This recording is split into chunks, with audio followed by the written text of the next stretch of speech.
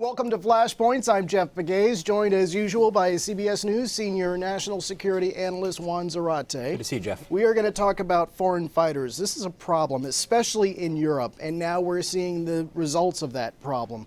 Too many potential suspects for the French intelligence and other European countries to keep track of. Right. What is going on, and how are they going to reverse this trend? Well, the Europeans have been worried about the flow of their citizens into places like in Iraq and Syria, their citizens fighting, training, and then coming back to the tune of upwards of 4,500 to 5,000. The estimates are rough.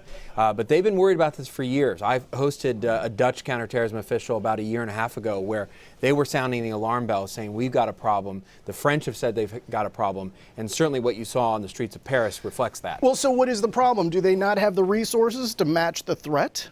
Couple of problems. One, the pathway into the places like Syria and Iraq have been relatively easy to get through. And so these guys and women, too, have found ways in through Turkey, passageways that are not easily detected because they may be going on vacation, visit family, etc.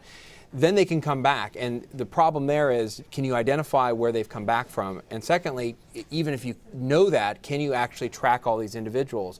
And as we've known from the French, they've got hundreds and thousands of individuals they've got to worry about. The British have thousands of cases that they've got to worry about. And so how do you prioritize when you've got all these people, and how do you know that these individuals are dangerous or not? That's a challenge. And what else, there's something else that we found interesting. There was a recent study that said of the sample of foreign fighters, what this study found is that 1 in 7 were women.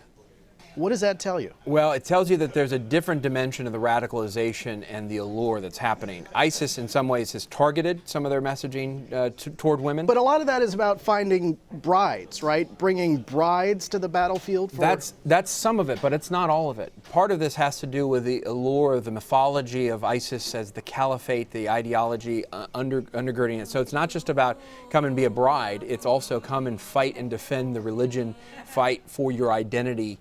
And so you actually have some women who are fighting. They're training them. I've seen videos where you've got women actually with Kalashnikovs being trained. They're also trying to think about the next generation, Jeff. And so ISIS has schools. They're trying to build families around their ideology. They're trying to govern. And so that means bringing women into the fold. And some of the women we know are becoming suicide bombers. Right. We saw this in France, of course, in the second raid, in the raid where the French authorities killed the mastermind, the individual they thought was responsible for the Paris attacks. A woman committed an act of suicide bombing. She acted as a black widow. We've seen this in other terrorist groups in the past.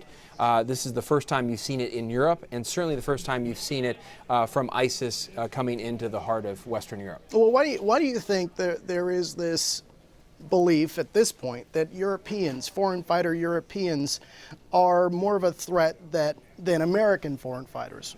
Why is that a concern right now? And we're hearing that on Capitol Hill. Right. Part of this is a volume issue. There are just more West Europeans headed to this fight than Americans. But American officials are worried about Americans, in part because you don't know everybody who's gone in and out. So there's the unknown question. Secondly, there are investigations in all 50 states, as FBI Director Comey has said. And we have limited resources as well, so you can't track everybody all the time. So that's a problem.